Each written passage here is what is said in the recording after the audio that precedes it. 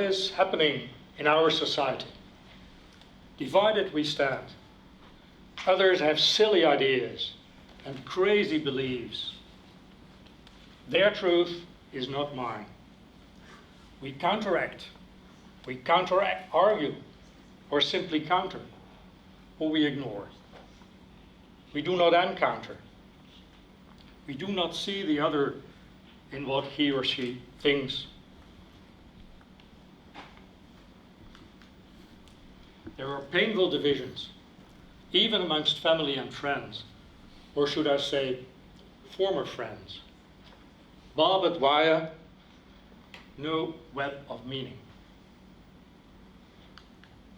Unaware of each other's traditions, the secular may miss that it is Ramadan, and Easter may be celebrated by people who are completely unaware of the coinciding Passover. Now, societal division has been with us always, but it seems that the acuteness of what we are experiencing today is very much a 21st century phenomenon. With 2016 as an all-time low, I thought. But then came the pandemic, which aggravated the division. People had their own ideas and opinions and views on COVID and COVID-related matters and measures. They fought each other tooth and nail about them. They didn't listen to the other, but simply counter-argued. What didn't help at that time was that we were wearing face masks. I'm not saying anything about face masks and COVID, but something about face masks and societal connection. Because how, when you cannot see the eyes, or can only see the eyes of a person, and perhaps only on Zoom, how can you really see what they're saying or what they're feeling? And also the 1.5 meter distance didn't help. No touch, no connection, no healing. Is there a way out of societal division? Do we need to live with online hatred and divided opinions and people not seeing eye to eye? Allow me to share with you a couple of the inspirations that I had recently on this issue, so as to know where we might be. Vivek Murthy is an American physician, a third-generation US citizen, and he was appointed Surgeon General by President Obama and later reappointed by President Biden. A Surgeon General is a high-ranking position in the federal administration having to do with public health. He's more or less the spokesperson on public health issues. When Murthy started his first assignment, he thought he knew what was at stake in the United States and what public health issues there were.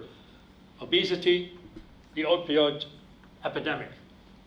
But as a true listener, he engaged in a tour of America and listened to what American citizens had to say on public health themselves. And he found out that underneath the more obvious elements, there was a phenomenon that he hadn't thought of: loneliness.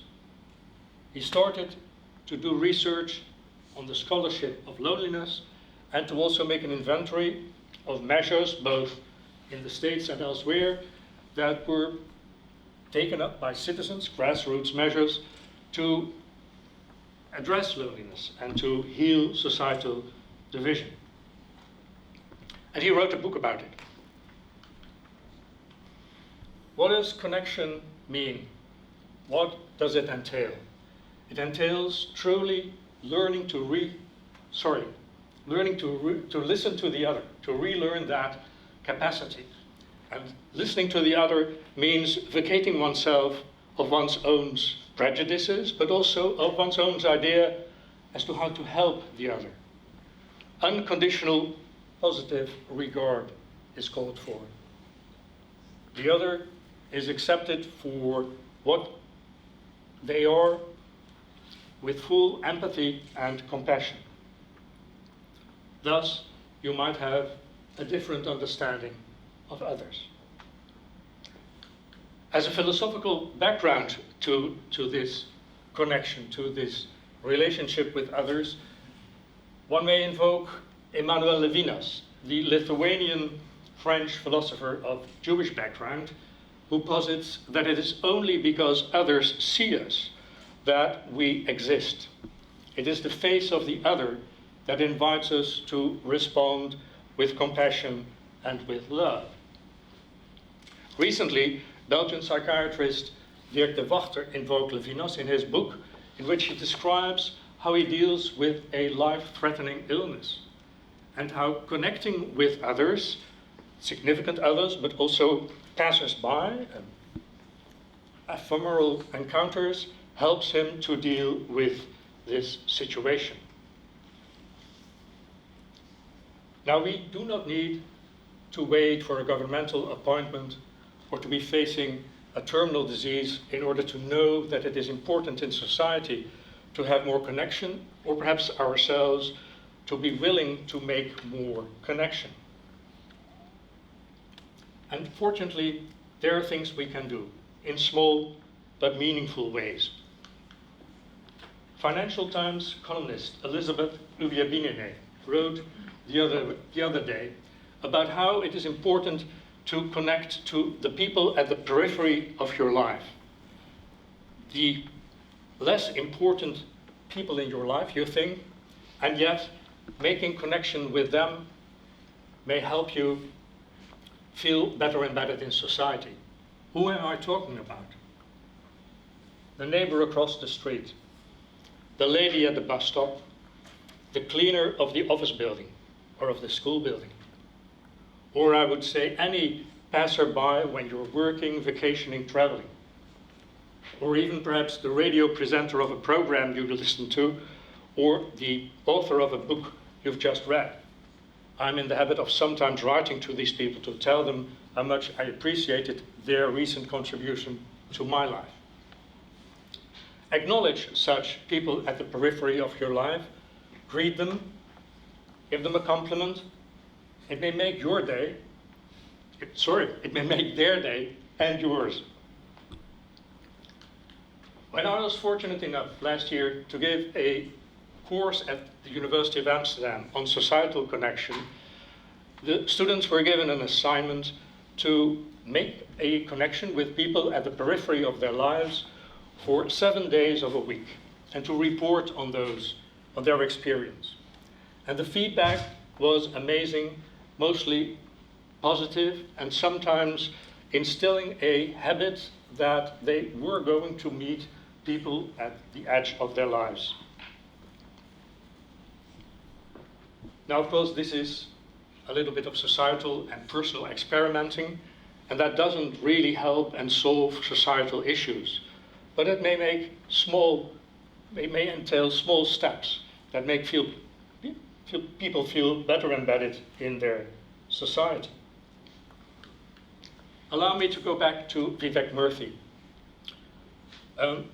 He is not shy of calling for love in government administration and in commercial enterprise. When talking to my students online last year in a Q&A, he was asked about the lack of love in our current society. And he posited that the worst hater on Twitter still does love. They're likely to be parents who care for their children, staying up at night when they're sick, bring them to school or music or sports before or after their work. So the next time you encounter hate speech, consider this. The person writing this or saying this to you probably also does love, only less you and what your views are. Ultimately, we may be considered to be given an assignment in this life, one that Albert Einstein, already mentioned by the previous speaker, beautifully captured. We are part of the whole, which we call the universe, but it is an optical delusion for us that we think that we are separate. Our task is to widen the circle of compassion, to feel connected to all people and all situations. Thank you.